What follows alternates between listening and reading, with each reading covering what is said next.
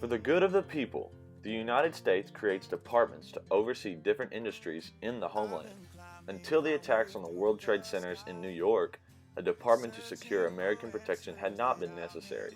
After the horrific September attack in New York City, the Bush administration and Congress worked to create a department to protect the homeland of America. With the passage of the Homeland Security Act by Congress in November 2002, the Department of Homeland Security, or DHS, formally came into being as a standalone, cabinet-level department to further coordinate and unify national homeland security efforts. For the first time, the American people had a department responsible for protecting them in the U.S. DHS helped many Americans return to a state of consciousness after the attacks. The world is an ever-changing, egotistical machine capable of limitless proportions. As Americans, the strongest gift this country can give someone is freedom and security. America provides prominent security from unique and diverse cultures willing to strive for a belief.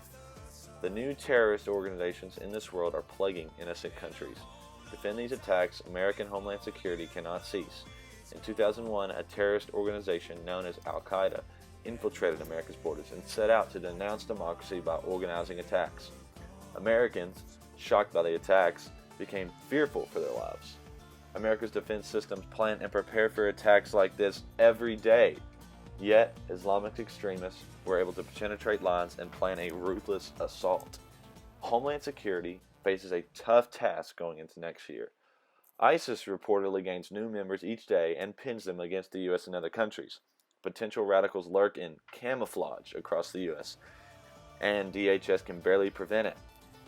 DHS focuses on internet searches and phone calls of suspicious U.S. residents.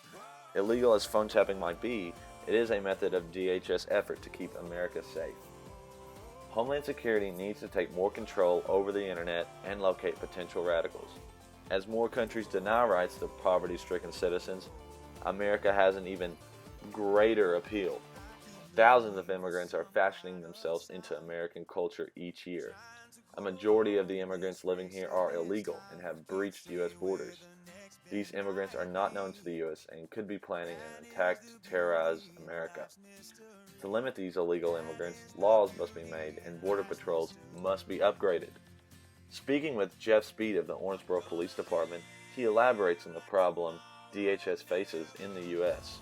One of the potential threats that we have is the war refugees that are coming from Bosnia and other places. And a major hub for relocating them is actually in Bowling Green, Kentucky. In fact, there's mosques and things that's been built in Bowling Green, and their population has increased by close to 10,000 people. And a lot of that is through the placement of war refugees that have been relocated and settled in the United States. And they're placed in different communities, and career centers are helping find jobs and help educate. And the trouble is federal agencies and the FBI and Homeland Security trying to do actual background checks on people from other countries as they come into our country. All right. So there's safety concerns in my mind with who we have coming to the United States. Okay. And the time it takes to do a quality background check and the difficult aspect of getting to the nuts and bolts. Radicalization lurks in the halls of the world and predominantly in the Middle East. An Islamic extremist group known as ISIS condemns different faiths. ISIS influences vulnerable people in the world to join their movement. As technology advances, ISIS pinpoints more ways to convey their message. Internet sites like YouTube become a portal for ISIS integrators. YouTube allows radicals to hypnotize individuals into creating an overseas army. Two individuals that came under the spell of radicalism in 2011 and cultivated the notorious Boston bombing were the Tsarnaev brothers. In Owensboro today, efforts are taken to go after immature radicalists. Mr. Speed also comments on the mobile command terminals that are created and used here in Owensboro to help send information to Homeland Security. Information such as criminal analysis and data trends are sent to the state and on to Homeland Security through the mobile command terminals, he says. As kids are introduced to the web, more kids can become vulnerable to radical videos or websites online. There are a few steps Americans can take to limit these possibilities. First, kids or young adults have a duty to ask their parents on an issue online. Second, Students in middle school or high school around the country are bystanders to an action taking place. Students in schools need to become more aware of your friend's activities if he or she is acting strange. If you catch the problem before it arises further, a friend's life could be spared. It's time to find a solution and focus on radicalism here in the United States.